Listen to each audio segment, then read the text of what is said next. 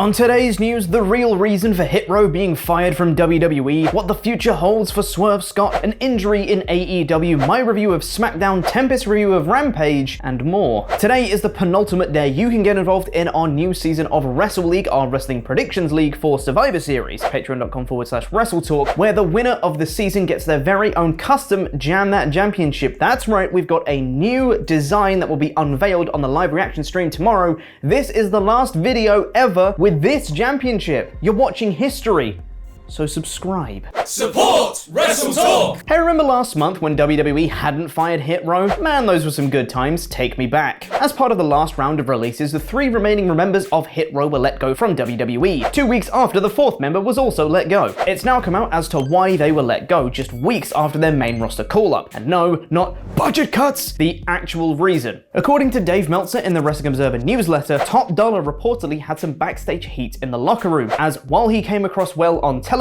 he rubbed a ton of people the wrong way in NXT and was getting the same reputation on the main roster. The report goes on to say that Vince McMahon saw Top Dollar as the star of Hit Row because he's big, I guess, and after they decided to release him, they decided to just let the rest of Hit Row go as well, because why not? Throw away Swerve Scott despite him being the breakout star of the group in NXT and being a former North American champion and having all the tools to be a top star in any company. No, I'm not getting heated.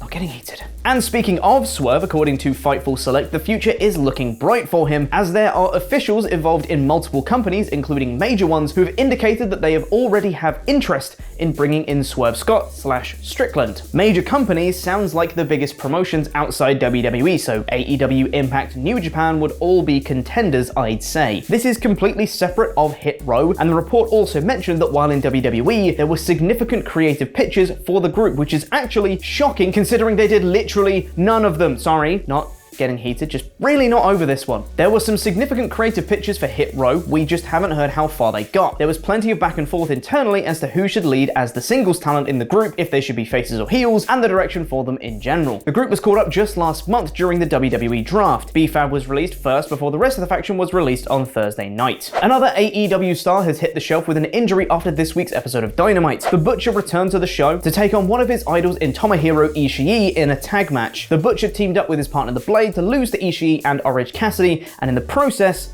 tore his bicep. Brian Alvarez reported the news on Wrestling Observer Live on Friday. The Butcher had been on tour with his band prior to the match and made the trip in for the match before going back on tour. It wasn't specified whether or not the injury will affect his tour, but this is not the only injury that the Butcher has suffered in 2021, as he had also suffered a hand injury at AEW's only house show to date, The House Always Wins, taking him off television for several months before returning on the buy-in pre-show for All Out in September. He and The Blade have both been associated with Matt Hardy and the Hardy family office for most of 2021, and from all of us here at Wrestle Talk, we'd like to wish the Butcher a very speedy recovery so he can get back to his butchering duties. And now, before we get into my SmackDown review, a quick word from our sponsor. Before we get on with the rest of the news, I'd just like to say a huge thank you to this video's sponsor, Manscaped.com, the global brand for men's grooming and hygiene products, where you can get 20% off, free international shipping, and 2 free gifts at manscaped.com/WTTV. It's like an early Christmas present for your big hairy balls. Hey, Prince Albert's back and Bruiser Brody. They're my testicles' names. Yes, Ollie? I can't see you through all the pubes in your smell.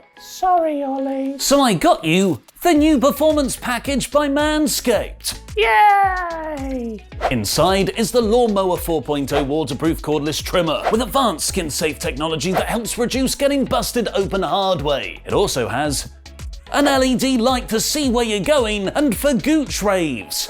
Gooch, gooch. There's the Crop Preserver Ball Deodorant and Crop Reviver Ball Toner Spray, which I need even in the cooler months. The amazing Weed Whacker Nose and Ear Hair Trimmer, with that same skin-safe technology to stop cutting the inside of your nostrils. And the luxury 6-piece Shears 2.0 stainless steel nail kit. So treat yourself, or a friend. Hey Luke, hey, how's it going? Yeah, you need to trim your pubic hair. Wait a second. This isn't a phone, it's a Lawnmower 4.0 trimmer. What design? And order the Performance Package 4.0 now using our link manscaped.com/WTTV in the video description below. Along with 20% off, 2 free gifts of the Shed Travel Bag and the Anti-Chafing Boxer Briefs, and free international shipping. And make sure to enroll in the Peak Hygiene Plan too, so you get your favourite products delivered hassle-free before you run out. So go to manscaped.com/WTTV now and upgrade your grooming life. And as a bonus, it really helps support us here at WrestleTalk too, even if you just click the link to check them out. Support Manscaped. Support your balls. Gooch, gooch. Gooch, gooch. Gooch, gooch. Gooch, gooch. What a great Manscaped washback. Oh, sorry, we're back. And now it's time for my review of last night's SmackDown in about 5 minutes, which, once again, can't believe I'm saying this twice in the same month, definitely wasn't soured by any releases that happened this week. It's the go-home show for Survivor Series, so will this be the episode that finally makes me care about the Big Four show tomorrow? No! Spoilers! The show started with the Usos introducing Roman Reigns as they and Paul Heyman planned on coronating Reigns with all of the king garb that Woods normally has. The throne, the cape, the scepter, all that stuff. But Reigns shuts it down, saying he doesn't need all that stuff, and the only reason he took the crown last week was because he can. Woods comes out and says he doesn't care about that stuff anyway because it's not the props that make a king, and then Reigns tells the Usos to break it all, and then Woods starts crying, so he did care about that stuff, and it does matter? I'm getting conflicting messages here, Woods. They go to break the crown, but Woods rushes in to try and stop them, but instead gets beaten up, and then Reigns stamps on the crown and it bends. You know, like metal crowns definitely do. He then tears it into pieces, you know, like you can definitely do with metal crowns. You know, I'd feel bad for Woods in this storyline, but they are quite literally just props, and with Woods immediately beforehand saying that's not what makes a king, it just felt a little bit flat for me. After that came a fatal four-way to determine the final member of the men's SmackDown team after Sami Zayn was taken off last week, between Jinder Mahal, Ricochet, Cesaro, and a returning Sheamus. This was a fun match, was very fast-paced, had some great spots, and it ended in distraction because of course it did. Ridge Holland came out and distracted Cesaro, who got bro-kicked and pinned, and then Pat McAfee called Ridge a fellow Irishman. He's from Yorkshire, Pat. Yorkshire, England. Ridge and Sheamus then did an awkward promo backstage and go to the bar.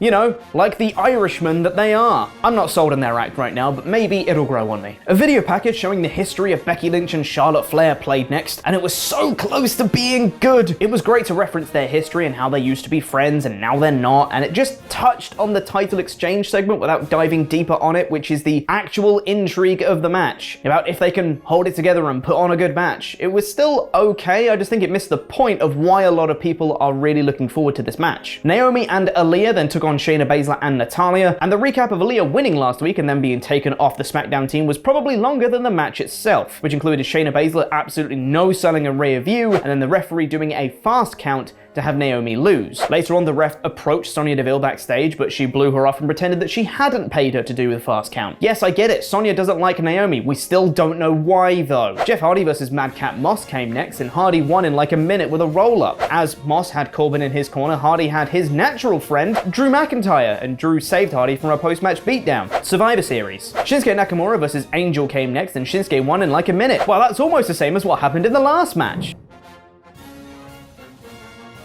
Thank you for being awesome Pledgehammers on Patreon, The Ruled Ruler Ruben, and Arnie K. The K stands for the coolest dude ever. You can get your own shoutout and loads of extra bonus content and join in on Wrestle League 4 Survivor Series right now by going to patreon.com/WrestleTalk. Shotzi versus Sasha Banks was after that, and this was actually pretty good. They got time. Shotzi got a lot of offense in and looked good against Banks. She held her own and was elevated in doing so, and after Banks getting her arm worked over in the match, she used her leg for the Banks statement instead, making Shotzi tap. That was nice. And then there was the bit where Sonya Deville took on the Stephanie McMahon role of babying the wrestlers and had to make sure they shook hands afterwards because they're children that can't get along, you see. Banks shakes her hand but then hits her with a backstabber. Okay. Xia Li is coming soon, but we did get an actual character for her this time. In a comic book style video package, she told the story of her father looking out for her family until he passed away, so she stepped up to become the protector. Almost a superhero. Zaya ASH. Toni Storm, who has been added to the SmackDown Women's team at Survivor Series, said she goaded Charlotte last week because after she loses to Becky, she's going to lash out and come after her. And then Charlotte came in and said that after Becky, Toni's next. Toni's smart, it seems. And then it was the main event of Reigns versus Woods after Woods challenged him and Reigns accepted it early in the night. So Woods cut a promo recapping last week and then offered Reigns a challenge to come down to the ring, which he already accepted earlier.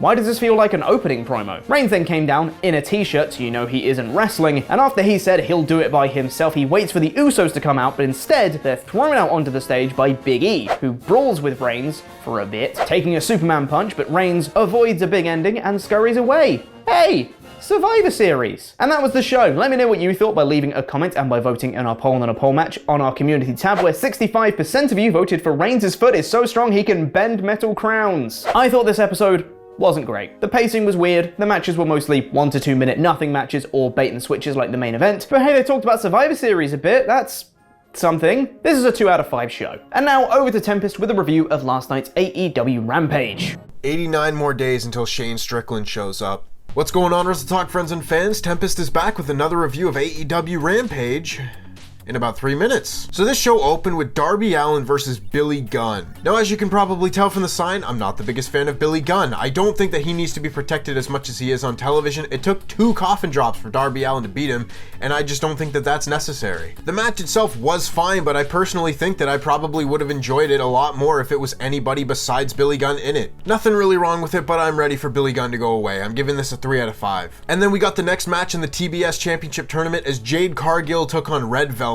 Now, this is a match that I've been really looking forward to. Of course, these two have a shared history together, and I expected more of a long-form match that we ended up getting, but Jade Cargill was able to get the win over Red Velvet with Jaded. Jade is still very clearly someone that AEW sees a lot in, and I would be surprised if she's not the one that wins the TBS Championship by the end of all this. This match was alright. I like seeing that Red Velvet was able to get more offense in on Jade than she was the last time that they faced. It may not be next time, it may not be the time after that, but eventually Red Velvet will get a big win over Jade, and these matches leading up to it will make that win that much more important. This match wasn't bad, I'm giving it a 3 out of 5. And then we got the main event as Adam Cole and Bobby Fish took on Jurassic Express. This match was a ton of fun, as you might expect. I really love seeing the progression the Jungle Boys had over the last few months, and seeing Adam Cole and Bobby Fish together in an AEW ring sets up a lot of possibilities for the future. Of course, the finishing sequence here was really entertaining, with Jungle Boy eventually able to capture Bobby Fish in the snare trap. It makes sense that Bobby Fish is the one to take the pin here. He is probably the most expendable man in the match,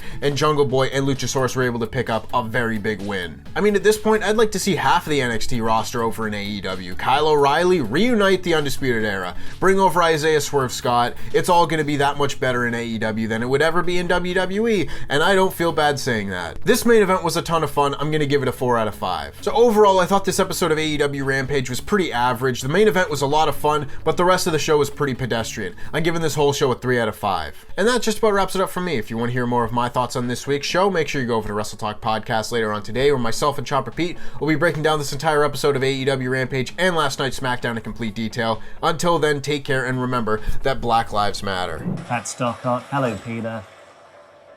Hello, Peter. Okay. Well, I'm familiar with all this so far. Yeah. This is great stuff. You're not Peter Parker. Oh. I'm sorry, what was your name again? Dr. Otto. They're teaming up! They're teaming up!